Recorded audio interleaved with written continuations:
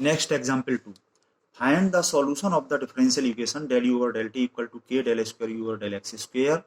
Subject to the conditions first second third, ये तीन condition दे रखी हैं। और ये हमारा वही वन डायमेंशनल हीट इक्वेशन और डिफ्यूजन इक्वेशन है जिसमें कि यहाँ पे सी स्क्वायर होता था कांस्टेंट, उसकी जगह पे यहाँ पे के दिया हुआ है। तो ये अंडरस्टूड है कि ये के पॉजिटिव कांस्टेंट है। और ये जो कंडीशन है तीन के, इसमें यू जो है temperature u not infinite means u will be finite for t tends to infinity। t tends to infinity करने पर u infinite नहीं होना चाहिए, ये एक कंडीशन है। दूसरी कंडीशन है कि ये u का gradient del u over del x equal to 0 हो फॉर x इक्वल टू 0। देखो जनरली यहां पर ये हम ऐसा लेंगे, u is function of u x t, u is function of x t, u equal to u x t जो हम लिखेंगे तो यहां पर इस तरह से समझें, यहां पर u का मतलब यू एक्स टी। तो जब इसमें x इक्वल टू 0 रखेंगे, u का एक बार x के रेस्पेक्ट डिफरेंशिएट करके उसमें x इक्वल टू 0 रखेंगे और x इक्वल टू l रखेंगे तो del u और del x की वैल्यू 0 होगी। और तीसरी कंडीशन है u बराबर lx माइनस एक्स स्क्वायर होगा फॉर t इक्वल टू 0, जब u एक्स टी में t बराबर 0 रखेंगे तो, जिसमें के x की वैल्यू 0 से l के बीच में होगी, between x equal to 0 and x equal to l। तो ये एग्जाम्पल है, पिछले एग्जाम्पल की तरह से इसको करेंगे। Given partial differential equation this, इसको हमने उतार लिया सब्जेक्ट टू कंडीशंस। ये तीन कंडीशंस हमने यहाँ पे उतार ली। u is not infinite means u is finite for t tends to infinity. दूसरी कंडीशन ये del u और del x को u के सफिक्स में x लगा के हमने डिनोट कर दिया। ये जो है हमारा del u और del x जब किया तो u के सफिक्स में x लगा के हो गया ux और ब्रैकेट में xt, और फिर उसमें हमने x बराबर 0 रख दिया, है ना, ब्रैकेट में जो xt लिखा हुआ है x के 0 रख दिया, तो इसकी वैल्यू है इक्वल टू 0। और इसी तरह से इसमें x बराबर l रख दिया, ux xt में x की जगह l रख दिया, तो इसकी वैल्यू इक्वल टू 0, इस तरह से शो कर दिया। और ये t बराबर 0 पर uxt की वैल्यू t बराबर 0 पर हो गई ux0 बराबर इतनी दे रखी है, ये u की वैल्यू u बराबर इतना मींस ux0 की वैल्यू इतनी हो गई between x equal to 0 and l। तो ये हमारी कंडीशंस हैं। तो क्योंकि यहाँ पर u फंक्शन x और t का है, x और t पर डिपेंड कर रहा है, तो ये uxt को हम सेपरेशन वेरिएबल मेथड से इस तरह से मान लेते हैं, a function of x only into a function of t only, और शॉर्ट में x इनटू t इसको हम लिख देते हैं। और यहाँ से u की वैल्यू इसमें रखने के लिए इसको पार्शियली डिफरेंशिएट करेंगे जैसा कि हम हर बार कर ही रहे हैं, और putting these values in equation 1। तो यहाँ पे ये हो गया। वेरिएबल सेपरेट करने के लिए एक्स टी से डिवाइड हमने कर दिया, कांस्टेंट के को तो हम किधर भी रखें, या इधर, तो हमने इधर रख लिया टी के साथ में, कैलकुलेशन में सिंपल रहता है, और दिस इक्वल टू कांस्टेंट, इस पे नंबर 3 डाल दिया हमने। अब यहां से जो तीन केस बनेंगे, ये कांस्टेंट जो है पॉजिटिव नेगेटिव 0 तीनों को यहाँ पर कंसीडर करेंगे, कौन सा इसमें एग्जिस्ट कर रहा है कौन सा एग्जिस्ट नहीं कर रहा। उसके लिए मैंने इसमें के तीनों केस दिखाए तो हैं, पर आप चाहें तो बिल्कुल पिछले एग्जाम्पल की तरह से इसमें केवल नेगेटिव ले लें और बाकी के केसेस को बिल्कुल एक्सप्लेन ना करें, उससे काम हो जाएगा। ये जो मैंने दिखाया case first, when constant is positive, तो पॉजिटिव में इसको मैंने लैम्डा स्क्वायर मान लिया, और फिर इससे दो ऑर्डिनरी डिफरेंशियल इक्वेशन आ गए, इसको सॉल्व किया है। इसको मैंने इस तरह से बंद करके क्रॉस लगा रखा है कि चाहे तो इसकी चर्चा हम ना करें, सीधा इस कांस्टेंट को नेगेटिव लेके काम चला लें। तो इससे x और t की जो दो वैल्यू आ गई, दोनों का multiplication x into T, you बराबर x इंटू टी, इसमें रख दिया तो हमारा ये सॉल्यूशन आ गया। Arbitrary constant C1 into C3 को मैंने C4 ले लिया, और यहाँ पर वो C2 इंटू C3 को C5 ले लिया, ये आ गया। अब इसमें जब हम लगाएं limit t tends to infinity, ये सारा ये पॉजिटिव है, पॉजिटिव इंटू इन्फिनिटी, ये इन्फिनिटी e की पावर इन्फिनिटी, ये इन्फिनिटी हो जाएगा। t टेंड्स टू इन्फिनिटी पर ये u टेंड्स टू इन्फिनिटी हो रहा है, जबकि कंडीशन जो फर्स्ट है हमारी उसमें लिखा है कि ये इनफाइनाइट नहीं होना चाहिए, ठीक है। तो which does not satisfy the condition 1, इससे कंडीशन फर्स्ट जो है वो सेटिस्फाई नहीं हुई, so it is to be rejected, ये केस हमने रिजेक्ट कर दिया। चाहे तो इसको इस तरह से शो कर सकते हैं, नहीं तो हम इसको छोड़ सकते हैं। और फिर ये हमने लिया केस सेकंड, इसमें कांस्टेंट ये हमने नेगेटिव ले लिया माइनस लैम्डा स्क्वायर, और इससे दो इक्वेशन बने और इनको इसी तरह से हमने सॉल्व कर लिया, हर बार सॉल्व कर रहे हैं। वहां पे माइनस था तो auxiliary equation m square minus lambda square equal to 0, तो उससे एम की वैल्यू प्लस माइनस लैम्डा हुई थी तो वो सी एफ एक्सपोनेंशियल में हो गया, और यहां पर जो है ये प्लस है तो m square plus lambda square equal to 0, m equal to plus minus lambda ही होंगे, तो सी एफ जो है ये कॉस और साइन में हो गया। ये फॉर्मूला बस ये अंतर है। और वहां पे ये पॉजिटिव था, यहाँ पे ये नेगेटिव है, तो ये टी की वैल्यू में ये एक्सपोनेंशियल में पावर ये नेगेटिव आ गई। तो ये मामूली सा अंतर है, दोनों में बिल्कुल सिमिलर है। और ये x इंटू टी ये हमने रख दिया putting these into u x t equal to x into t जो हमने इसमें रखा, तो ये C1 इंटू C3 को आर्बिट्रेरी कांस्टेंट A मान लिया, और C2 इंटू C3 दो आर्बिट्रेरी कांस्टेंट मल्टीप्लिकेशन को आर्बिट्रेरी कांस्टेंट B मान लिया। इस तरह से ये हमें मिल गया। और इसमें जब हम ये पहली कंडीशन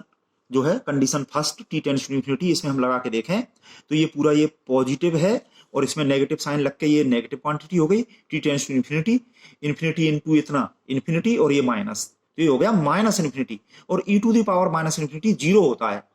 तो इस तरह से हमें u की वैल्यू 0 मिल गई, जो कि इनफाइनाइट नहीं मिली। उस कंडीशन में है कि ये t टेंड्स टू इंफिनिटी पर u इनफाइनाइट नहीं होना चाहिए, तो यहाँ पर इनफाइनाइट नहीं मिला, ये तो 0 मिला जो कि फाइनाइट है। तो it satisfies first condition, so it is accepted, ये एक्सेप्ट कर लिया। और तीसरा केस भी यहां पर हमने दिखाया है, जब कांस्टेंट 0 लिया तो इससे ये दो इक्वेशन बने, ये x double dash equal to 0, इसको दो बार इंटीग्रेट करके ये मिल गया, इसमें अल्फा बीटा आर्बिट्रेरी कांस्टेंट ले लिए, इसको एक बार इंटीग्रेट करके ये t की वैल्यू मिल गई, ये गामा ले लिया, और इन दोनों का मल्टीप्लीकेशन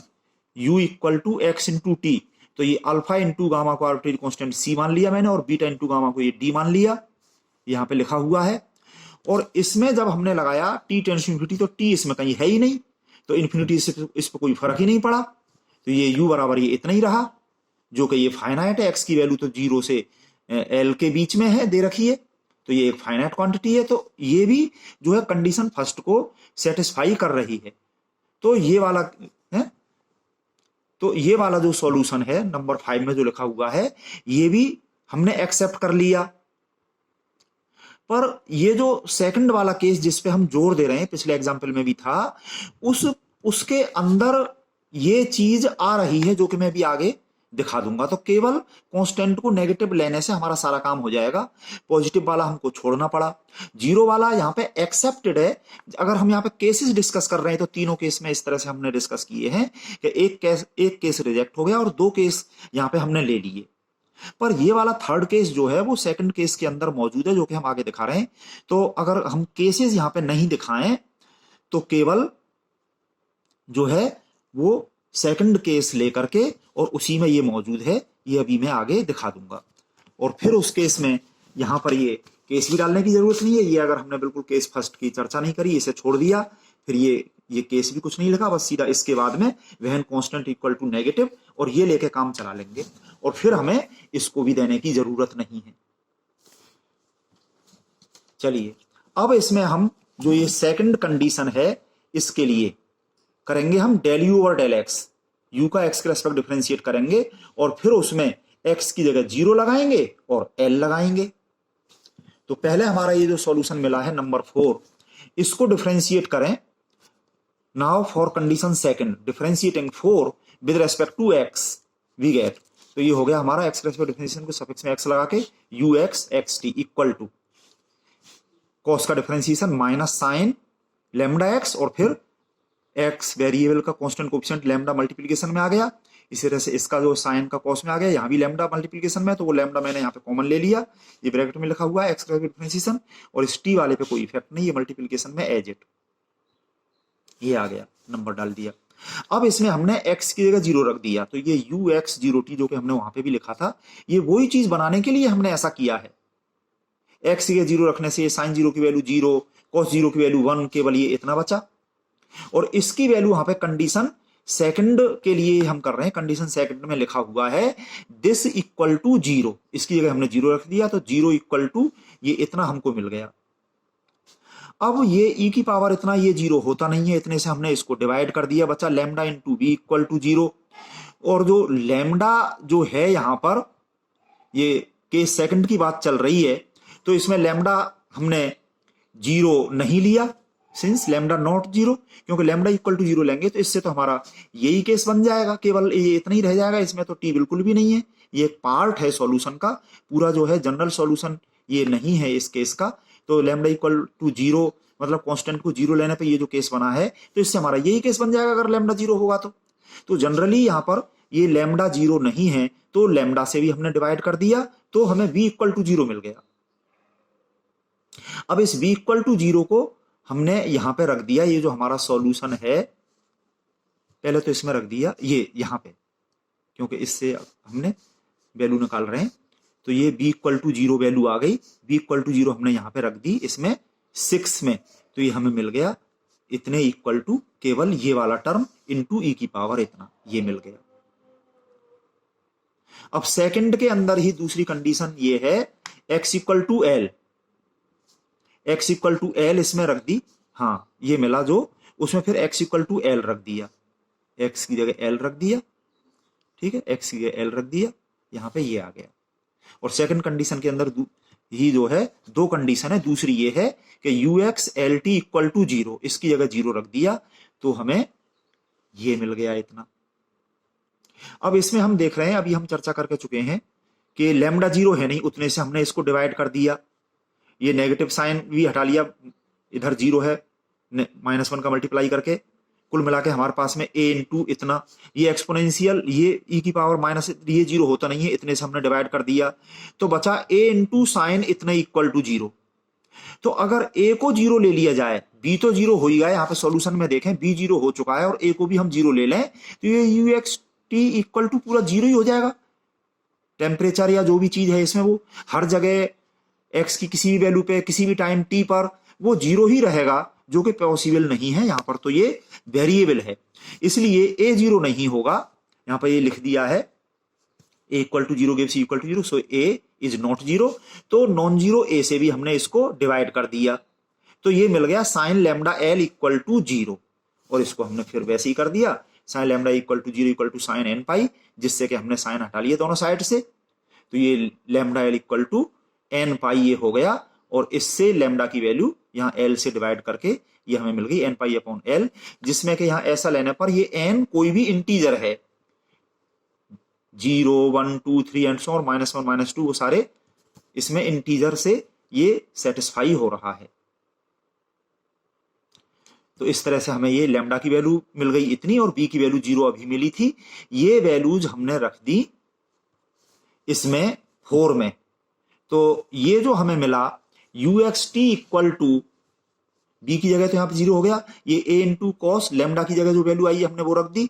और ये e की पावर माइनस लैम्डा की वैल्यू यहाँ पे हमने रख दी, तो ये हमें मिल रहा है इतना। अब ये पूरा n के टर्म्स में है, तो जो इसमें आर्बिट्रेरी कांस्टेंट जो a है उसको भी हमने n के टर्म्स में an मान लिया, जिससे कि n की अलग अलग वैल्यूज के लिए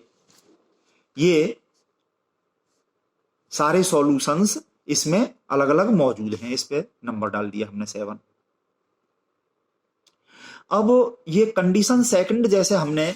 इस केस सेकंड के इस सॉल्यूशन में देखी है, इसी तरह से अगर हम इसको लिख रहे हैं तो इसमें भी हमने वो कंडीशन सेकंड के लिए differentiate with respect to x करके और फिर उसमें x इक्वल टू 0 लगाया, तो इससे हमने देखा ये ux0 t इक्वल टू ये c आ गया, और इसकी वैल्यू 0 दे रखी है कंडीशन सेकंड में, तो इससे c की वैल्यू 0 आ गई, c की वैल्यू 0 हमने यहां पे रख दी, तो ये uxt इक्वल टू d, ये केवल d ये कांस्टेंट हमें मिल गया, और इस कांस्टेंट को अगर मैं a नॉट मान लूं तो ये uxt की वैल्यू जो कांस्टेंट है ये तो यहां पे भी मौजूद है, जब हम लें इसमें n जो इंटीजर है, n की वैल्यू अगर हम 0 ले लें तो ये n यहां पे 0 है, e की पावर 0 1, cos 0 की वैल्यू 1, और ये मिल गया हमें a नॉट कांस्टेंट। जो कि यहां इससे जो मिल रहा है हमें ए नॉट कांस्टेंट, वो तो हमें इससे भी मिल रहा है। तो अगर हम केसेस की चर्चा ना करें तो केवल जो सेकंड केस में ये है, बिना केस डाले केवल इसको हम दे दें, और ये केस थर्ड हालांकि एक्सेप्टेड है पर ये सारा का सारा उसके अंदर आ गया, फिर हम इसकी भी चर्चा नहीं करेंगे केस थर्ड की, और इसका इसी से फिर जो हमें ये चीज मिल रही है इसको भी मैंने बंद कर दिया, फिर इसकी भी चर्चा नहीं करेंगे, और ये सारे सॉल्यूशन इसमें मौजूद हैं। फिर इसके जनरल सॉल्यूशन के लिए हमने इस पे सिग्मा लगा दिया एन की सारी वैल्यूज की। The general solution is the sum of all solutions so that ये यूएक्स टी इक्वल टू, अगर हमने इसकी चर्चा नहीं की है तो यहीं पे एन की वैल्यू 0 से तो ये ए नॉट आ गया, प्लस इस पे फिर हमने सिग्मा लगा दिया एन इक्वल टू 1 से इन्फिनिटी, वो सारे इसमें आ गए।